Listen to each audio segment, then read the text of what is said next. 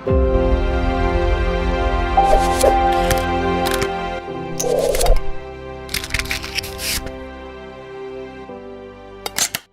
a publicized booming economy in the United States of America is an internally displaced people's crisis. I beg your pardon, homeless people living in tents.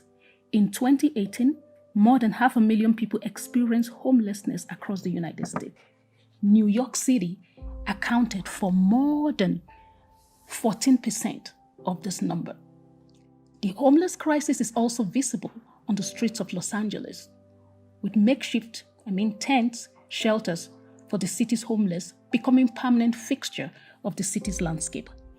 In many countries in Africa, we call it an internally displaced people's crisis, evidenced by the tents, like what you find in New York and Los Angeles.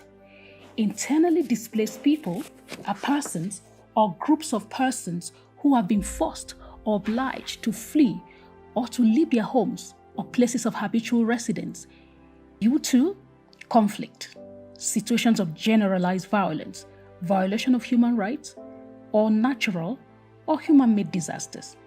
And these are people who have not crossed internationally recognized state borders. This is the same to me for the homeless people I saw in New York on my visit in July this year. Humanitarian needs arising from economic exclusion, which is the major root cause of homelessness in the United States, is a human-made disaster.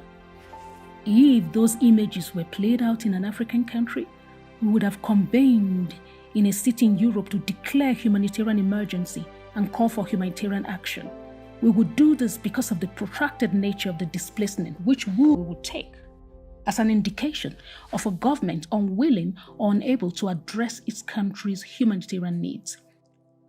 The homelessness crisis has been in evidence for close to a decade. It is a protracted crisis. So why are we not declaring a humanitarian emergency and calling for international humanitarian assistance supported by condemnation, governments, and state authorities? The US president's approach is a crackdown on homelessness. And if it had happened in an African country, this would be interpreted as a government enforcing a forced return, and this would be interpreted as an indication of a dictator who does not care for his people. The international humanitarian community would demand for an intention survey for the IDPs to indicate where they want to go and what they want as a solution to their situation. But you can only do that if an internally displaced people's issue is in your country, right? Then we could, the IDPs are displaced due to no fault of their own, but due to a failure in governance. But when they are named homeless, the response is different. It is the fault of their own, and they are violating city rights by putting their tents in the city. What really is in a name? Everything, I say. So why this double standard in naming crisis? Because the naming of crisis and solutions in Africa is indicative of the way the continent has been viewed and treated for centuries. The Western obsession with naming African leaders and leadership negatively has increasingly become a case of giving a dog a bad name to justify hanging it. Many African leaders look away from the way conflict and disasters in their countries are presented because such reports are often prefixed by the call for funding. But charity appeals are announcement to the world of the weakness of a government. The bigger the amount of funds required, the more government appears weaker. The more recurring and repeated the appeals are, the weaker the national systems are perceived to be.